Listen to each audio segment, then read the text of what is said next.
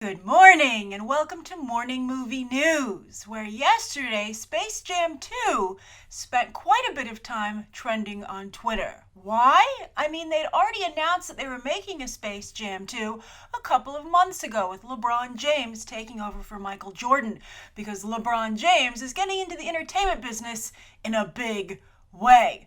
But the reason that Space Jam 2 made more headlines yesterday is that it looks like it has a director attached, and it's none other than Justin Lin, which is a very crazy choice for the property. Now, Justin Lin, for those of you not familiar with his work, you might not be familiar with him personally, but you're definitely familiar with his work. He really made a name for himself in Hollywood by being a factory guy for Universal, churning out very successful Fast and Furious movies.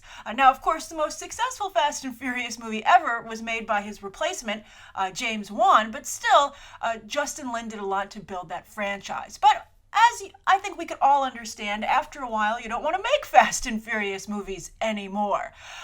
He came on with Tokyo Drift and made them all the way, I believe, through Fast 6. So that's a lot of movies. So he's been trying to find something else to do, but he's having a hard time transitioning. And that's why you're seeing his work be all over the place, his choices. Now, he was supposed to have a pretty big gig with Star Trek Beyond, but the reaction to that first trailer, I think, was so mixed, to be polite, that not only have they not really advertised the movie anymore, but I don't really know if that's going to help Justin Lin's career. I thought the trailer looked fun, but it did look a lot like a Fast and Furious movie. Maybe that's just what Justin Lin can do. But we'll see how Star Trek Beyond performs. But Justin Lin has also been spending a lot of time trying to work in China. Well, not trying to. He has worked in China as a producer so far. And he made a movie called Hollywood Adventures, which has a Chinese cast, but an American behind-the-scenes crew, from the screenwriter to the people who made the movie. And it was about these Chinese tourists taking a vacation in Hollywood and all the Hollywood American-esque things that happened to them. And it was a very solid performer in China. So Justin Lin has been really trying to span the globe and also, I think, take advantage of all the movie opportunities that are popping up in China. But now it looks like he's going to do this Space Jam 2 movie. So that's very weird to go Fast and Furious, then go to Star Trek Beyond, China, and now to like an animated movie. But I think this is going to be a little bit edgier. Well, it is Looney Tunes, and Looney Tunes have always been known for being edgy, but I think it's going to probably try and really push the edge of the envelope because of who they hired to script it. Andrew Dodge will script. It's only his second script ever, and he actually wrote Bad Words, the rated R comedy with Jason Bateman that you might recall from a couple of years ago. And actually the kid in that movie is the Mowgli in Andy Serkis's Jungle Book, which will eventually hit theaters. So I think that, Warner Brothers obviously clearly has a relationship. They liked that movie, and now they're trying to, build a Space Jam 2 that, maybe in a post-Deadpool world, especially since the fans of the original Space Jam have aged up, of course, obviously.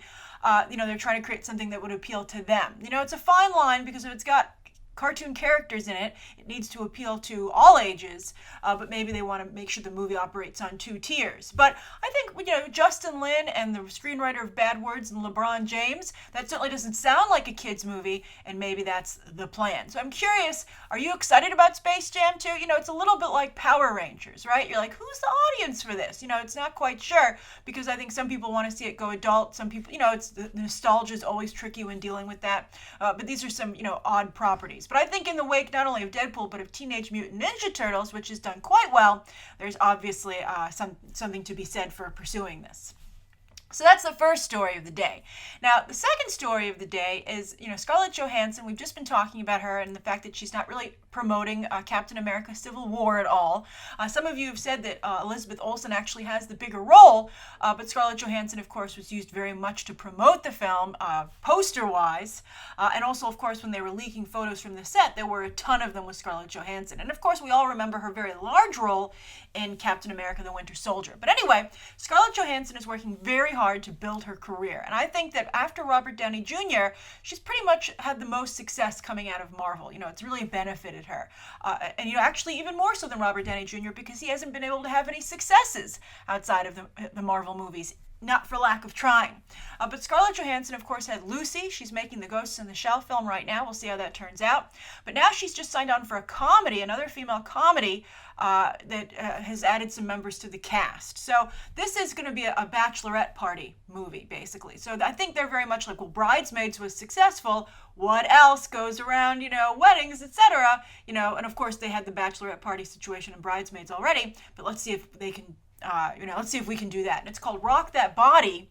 I thought it was maybe going to be something about like fitness and body image when I heard the title. So I was a little disappointed when I read further and it revealed that it was just another bachelorette party movie. It's like, nah, and I agree with some people when they saw the story reported who said, more women just acting crazy. I think that, Girls Gone Wild, the vulgar comedy version, I think there's an audience for that, but I would like to see the female comedy evolve beyond that a little bit. But anyway, I do think Scarlett Johansson's very funny. She did a good job in the Saturday Night Live Black Widow sketch recently.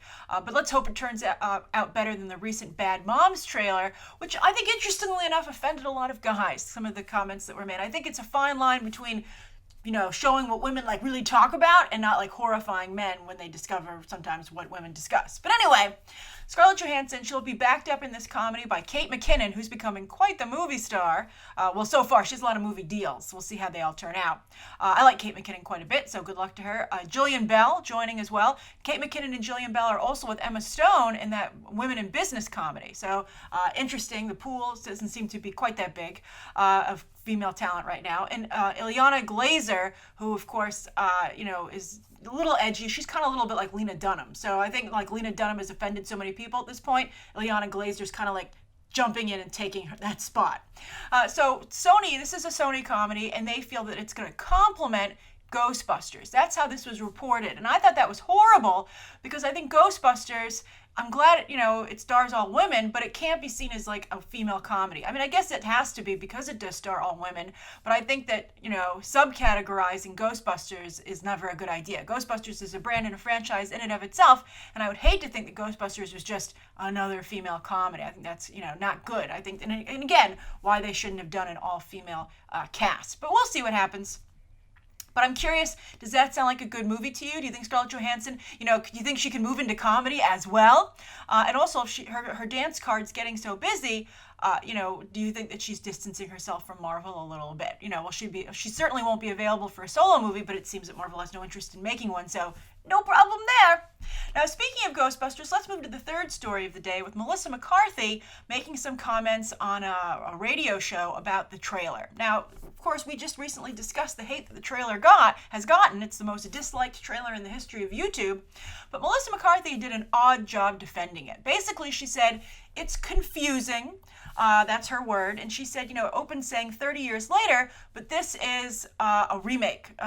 We're in the context of the film, the first two movies never took place. So she said, when they showed me the trailer before they released it, I said that was, I told them it was confusing. And she said, basically, they just didn't care. And that, I looked it up, and sure enough, Melissa McCarthy is not a producer on the film. And, that's the tough truth in Hollywood. If you're not a producer, if you're just the star, you have no say over the advertising for the movie, which is one of the reasons that I think you see a lot of actors today, especially when they become very big stars. And you would think Melissa McCarthy would qualify. They want to be producers as well. I mean, I'm sure she trusted Paul Feig and was like, he's going to handle it because he's a producer and he's the writer-director. But apparently, it didn't occur to Paul Feig that would confuse people. But the thing is that that's like a really petty defense of the trailer, I think. I think there are so many different things that could have been said. And I think that it doesn't, Sony and everyone who is associated with this movie's continuing skirting of the issue, see what I did there? Is just not productive. So I really think that, don't dance around it.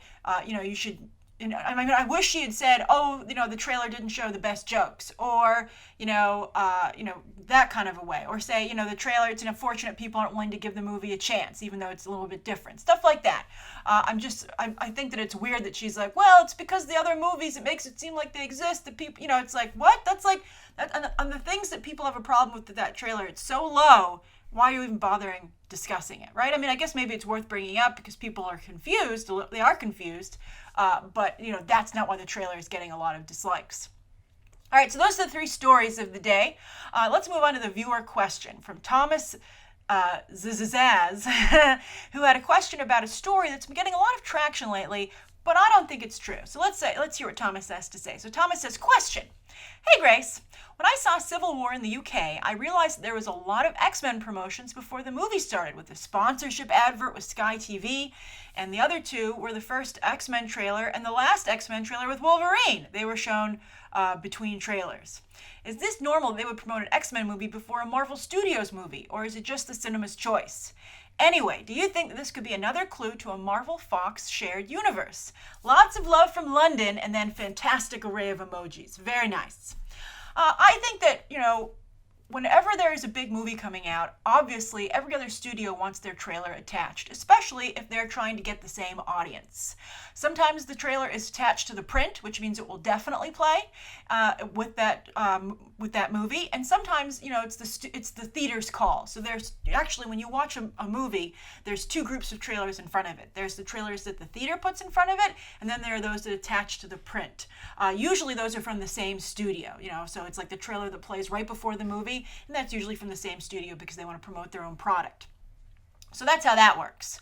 I don't think, that I really don't think it's likely, that you saw X-Men and Sony do a deal, before they showed like a couple of X-Men Days of Future Past, if you might recall. They showed a scene from that. But, it's unusual for studios to, do each other solid, right, in that regard. So I really think in this case, it's just X-Men's coming out. There's a lot of adverts. I love the the British word for ads. There are a lot of adverts, especially in the UK, featuring the X-Men Apocalypse characters. And so that movie's coming out this month, so obviously they're just trying to, really, just have a deluge, or I can't pronounce the word, a tsunami of the advertising.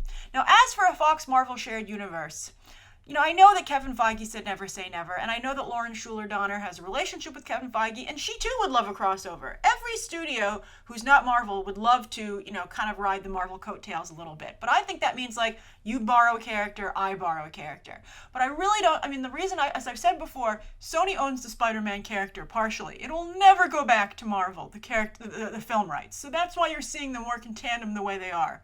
I do not believe that Fox will do this, because I think that Fox has too much success with their X-Men movies. They have TV shows in development. I know that the Singer universe is to some degree coming to an end because Bryan Singer said this is his final film. Then the final Wolverine film is coming up, and a lot of people feel, oh, well, this would be a great breaking point to give it back to Marvel. I don't think so, because why would, they're not having any problems, right? Spider-Man was having massive problems, as we all know. But the X-Men movies are doing quite well, especially after Deadpool.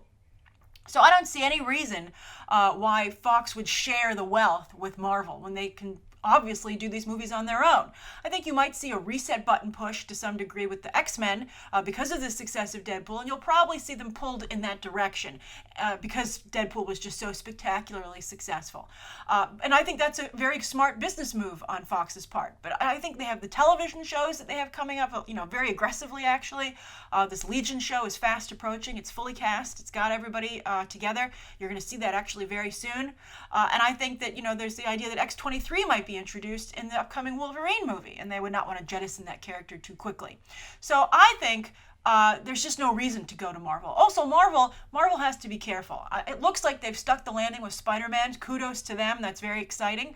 But they can't go and fix every comic book character, right? As tempting as it might be, right? Especially because Kevin Feige's a fan. He's like, oh, I can do it. And I bet he could do it.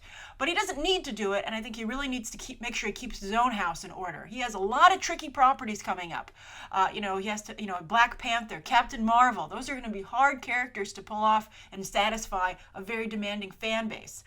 He's got Ant-Man and Wasp. He's got to introduce the whole cosmic situation into, Marvel proper, bring Guardians of the Galaxy into the fold. He has so much to do, and so many other characters that people would like to see get a movie, right? I just think he can't be everything to everyone or everything to every character.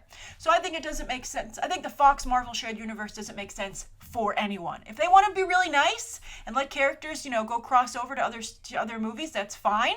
But I think it's hard to coordinate the universes and the stories, and I just think, why bring that headache in? And I think that, Fox has done a good job. Fox has righted their ship, and they, I think, deserve to have the property to themselves. So we'll see what happens. So I'm curious, what do you think? Do you even want a Fox Marvel shared universe? I don't know why people are rooting for this if they like the way, the only person I could see going over to Marvel maybe would be Deadpool, because he's so popular. And I think Deadpool, of course, he's so meta, he always does jump to other titles. Maybe I could see that happening. Maybe. And also, it would be it would be fun to see a movie do something that was out of continuity largely, right? Would they do that? It would be interesting. But I'm curious, do you even want a Fox Marvel shared universe? And if so, what's the upside? What do you feel is the upside that makes it worth potentially diluting everything else, right? All right, write your thoughts down below. Thank you so much for your question, Thomas. Thank you, everybody, for tuning in. Please write down below what you think of today's top 3 stories and that viewer question, anything you'd like to see covered tomorrow, and any questions that you might have. Thanks for watching. Bye.